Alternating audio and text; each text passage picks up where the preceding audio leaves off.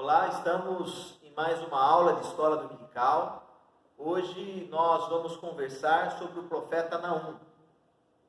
Profeta Naum, e nós iremos falar sobre o Deus soberano, que é justiça e também amor. O Deus que é amor e justiça. Vamos pensar e refletir juntos a partir do profeta Naum. Antes de nós abrirmos no livro do profeta, considerado o profeta menor, não por ser de menor importância, muito pelo contrário, e sim pelo livro, por o livro em si ser com poucas páginas, um escrito menor, e por isso não significa que ele não seja importante. Não, vale a pena, mesmo sendo menor, investirmos tempo lendo atentamente o que Naum tem a nos dizer. E antes de nós lermos a palavra, vamos orar ao nosso Deus. Oremos. Senhor, nós suplicamos ao Teu Santo Espírito que o Senhor abra os nossos corações e as nossas mentes, a fim de podermos aprender mais da Tua palavra. Senhor, vivemos grandes desafios, mas cremos que através da Tua orientação podemos ser melhores servos e servas do Senhor. Cuida de cada um, de cada pessoa, cada irmão e irmã que está assistindo e participando dessa aula. Que seja edificante para a vida de todo o Teu povo. Em nome de Jesus que nós oramos. Amém. Convido você a abrir a sua Bíblia no livro do profeta Naum. Nós faremos a leitura de todo o primeiro capítulo. Naum, capítulo 1, faremos a leitura de todo o texto. Sentença contra Nínive. Livro da visão de Naum, o Elcocita. O Senhor é Deus, zeloso e vingador. O Senhor é vingador e cheio de ira. O Senhor toma vingança contra os seus adversários e reserva indignação para os seus inimigos. O Senhor é tardio em irar-se, mas grande em poder e jamais inocenta um culpado. O Senhor tem o seu caminho na tormenta e na tempestade, e as nuvens são o pó dos seus pés.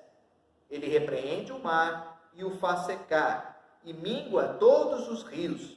Desfalecem Bazã e o Carmelo, e a flor do Líbano se murcha. Os montes tremem, ele e os outeiros os derretem, e a terra levanta diante dele. Sim, o mundo e todos os que nele habitam. Quem pode suportar a sua indignação? E quem subsistirá diante do furor da sua ira? A sua cólera se derrama como fogo, as rochas por ele são demolidas. O Senhor é bom, é fortaleza no dia da angústia, e conhece os que nele se refugiam. Mas, com inundação transbordante, acabará de uma vez com o lugar desta cidade. Com trevas, perseguirá o Senhor os seus inimigos. Que pensais vós contra o Senhor? Ele mesmo vos consumirá de todo. Não se levantará por 2 vezes a angústia. Porque ainda que eles se entrelaçam como os espinhos e se saturam de vinho como bêbados, serão inteiramente consumidos como palha seca. De ti, Nínive, saiu uma máquina, o mal contra o Senhor, um conselheiro vil. Assim diz o Senhor: por mais seguros que estejam e por mais numerosos que sejam, ainda assim serão exterminados e passarão. Eu te afligi, mas não te afligirei mais.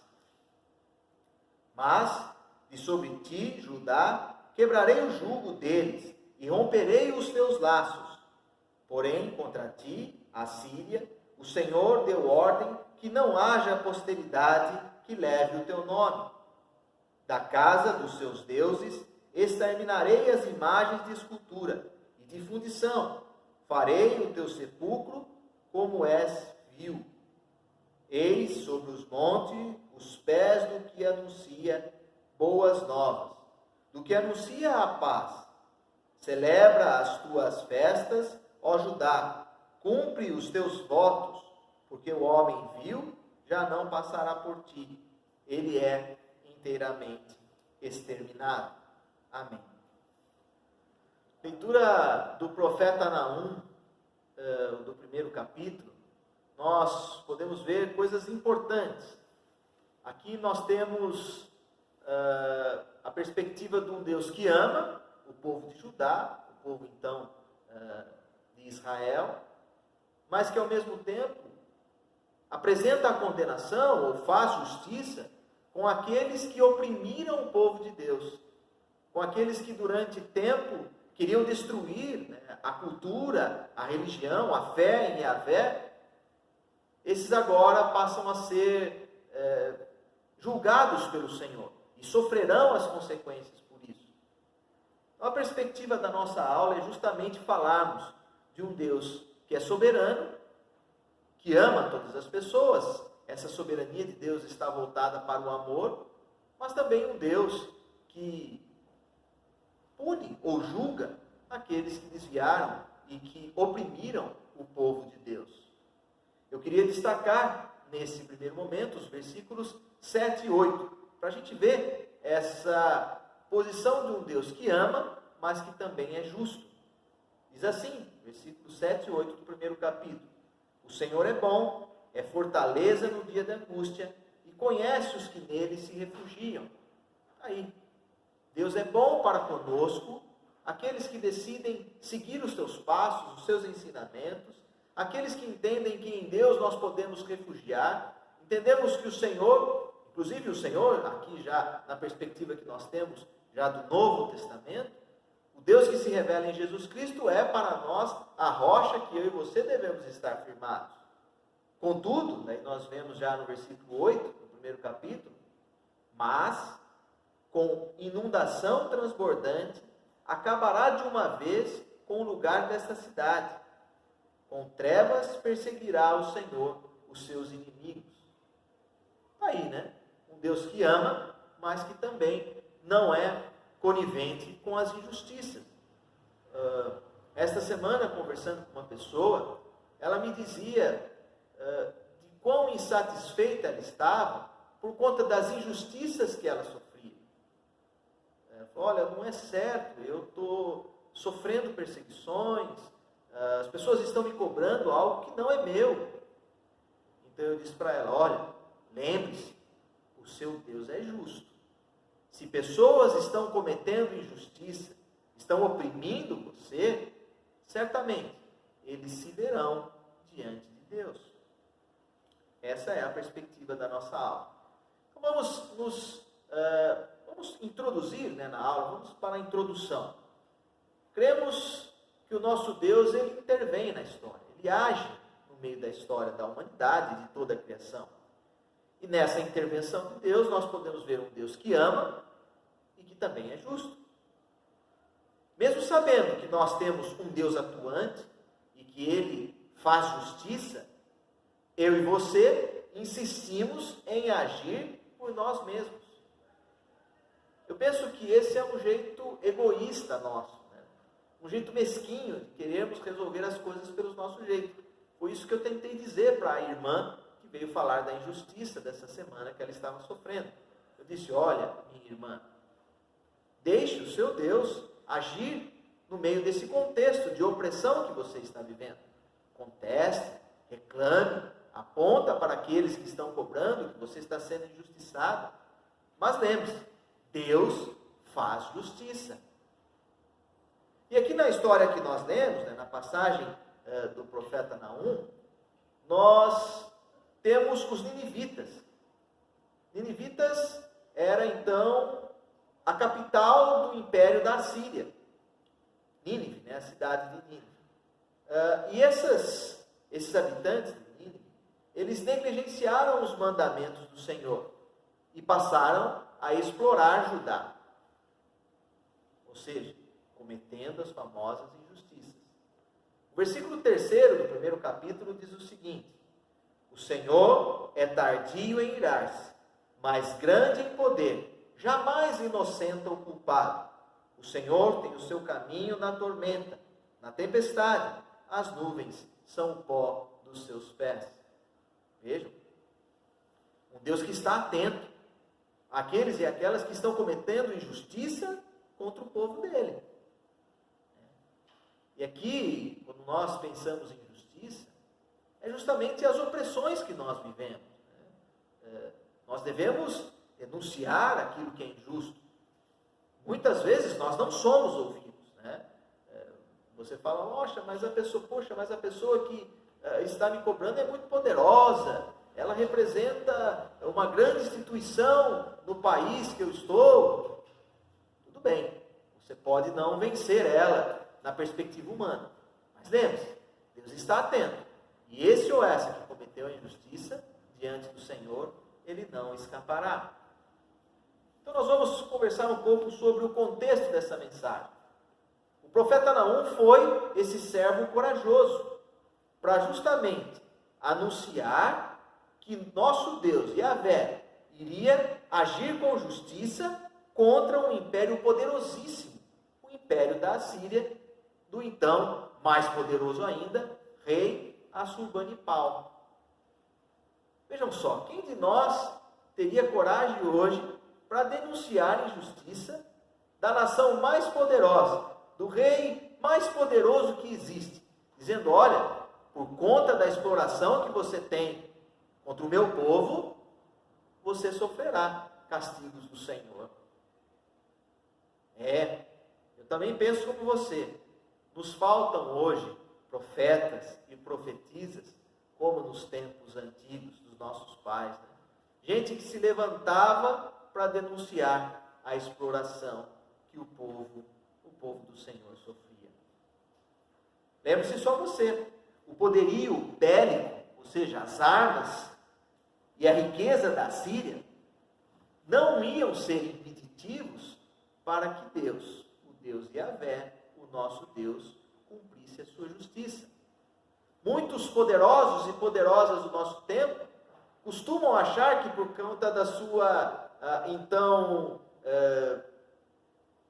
recurso, seja ele recurso financeiro, econômico, seja recurso de estrutura, eu tenho toda a minha segurança, que isso vai impedir do julgamento do Senhor. Não, o profeta anunciava isso, olha, não adianta nada, todo esse seu poderio bélico, todo esse seu poder, rei, você vai ser julgado pelo Senhor. Nínive e o império da Síria foram destruídos no ano de 612 a.C., pelo então povo dos Medos, né, e pelos babilônios. Pensem só você, o que parecia impossível, né, um império poderosíssimo, caiu. A condenação aconteceu. Então, o que eu queria destacar é que diante do Senhor não existe nenhum poder eterno, não existe nenhuma nação poderosa, ou pessoa, ou senhor, ou senhora, que se julgue acima da justiça de Deus. Não tem. Eu queria pôr uma pergunta antes de nós tratarmos os pontos da nossa aula. O que você pensa sobre a justiça de Deus? O que você pensa sobre a justiça de Deus? Será que o amor de Deus está também ligado ao conceito de justiça? Porque eu queria deixar aqui, né? Às vezes a gente acha que por amar eu não posso também chamar atenção, né? Ou então, pensando na perspectiva de pai ou mãe, né? O pai e a mãe que ama tem dificuldade em disciplinar ou chamar a atenção do seu filho. Aqui eu não estou fazendo apologia à violência, não. Mas que eu penso, né? Eu não sou pai e nem mãe, mas eu acompanho os pais da nossa comunidade mesmo, né? O pai ali está sempre procurando orientar o filho, né? Chamar a atenção, olha, isso que você está fazendo não é certo. E eu entendo que o amor também exige justiça. O pai que é conivente com as coisas erradas do seu filho ou da sua filha, esse pai não ama, não é? O pai que oculta as coisas erradas que o filho faz, ele não ama seu filho. Da mesma forma, a mãe que esconde uma coisa errada, uma falha do filho, essa mãe também será que ama o filho?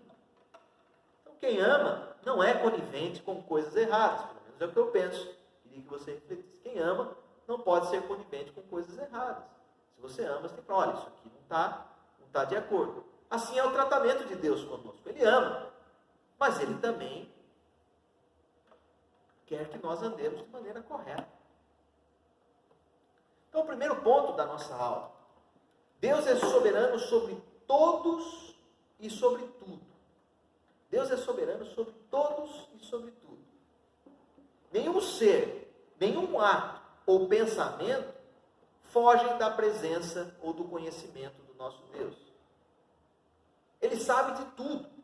E nosso Deus é soberano para amar. Ele ama toda a criação, não só os seres humanos, mas tudo que foi criado por Ele, Ele ama. Nosso Deus é soberano para amar. Porém, quem ama também busca justiça. Logo, nosso Deus é justo. Atua sempre numa perspectiva de realizar a justiça.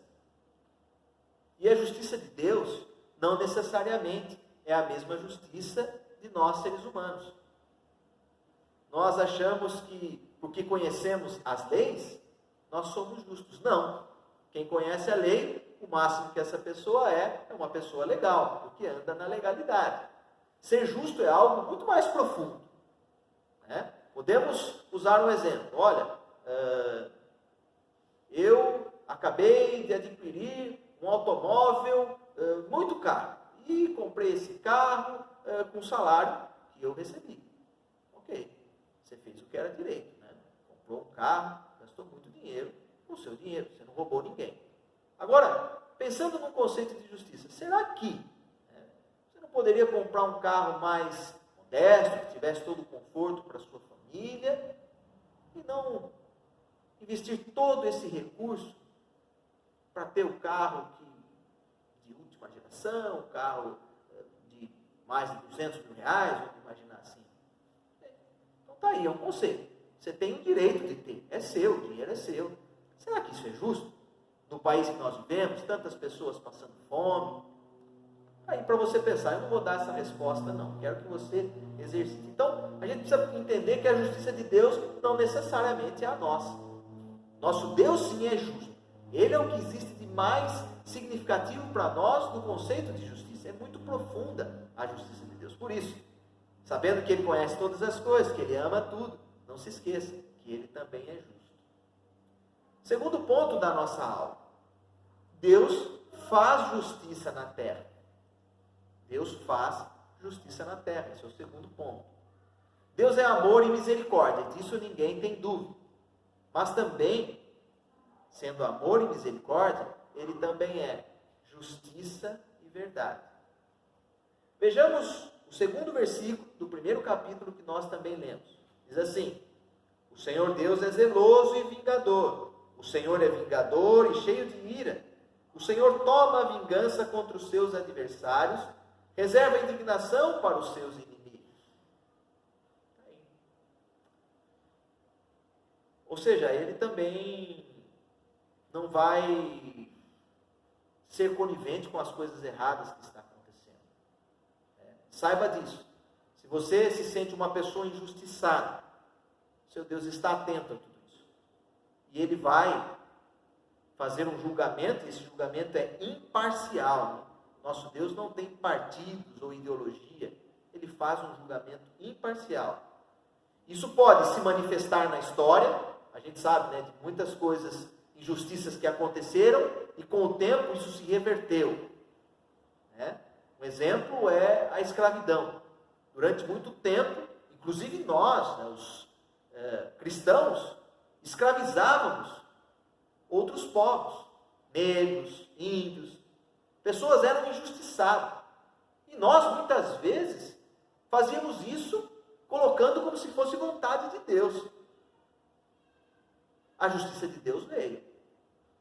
Os negros, os índios foram libertos. Ainda existe um trabalho forte para nós equalizarmos tudo aquilo que destruímos durante anos. Mas ela se manifestou na história. Agora, existem outras justiças que nós não poderemos ver. Talvez eu não veja ainda, né, todo o nosso povo. Eu sonho com isso, mas também não vejo. se isso acontecerá tão rapidamente, né? Será que ainda nós vamos ver que no nosso país não exista mais gente morrendo de fome?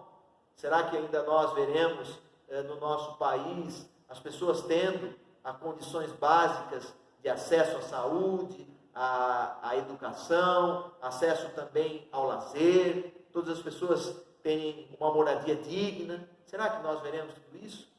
Talvez ainda não, mas certamente isso acontecerá na eternidade. O que eu quero dizer para você é que Deus nunca falha. Talvez se manifeste na história da vida, nós ainda veremos, ou na eternidade. Mas Deus está atento. Terceiro e último ponto da nossa aula. Deus se compadece daqueles que confiam nele. Deus se compadece daqueles que confiam nele. Eu estou fazendo essa aula, eu acredito que a maioria de nós, pelo menos eu, né, vou me colocar aqui na condição de sofrer injustiça. Né? Mas talvez, se eu saísse da minha zona de conforto, olhasse para irmãos que sofrem muito mais do que eu, talvez eu diria que eu seja um desses que cometa a injustiça no meu contexto. É complexo. Né?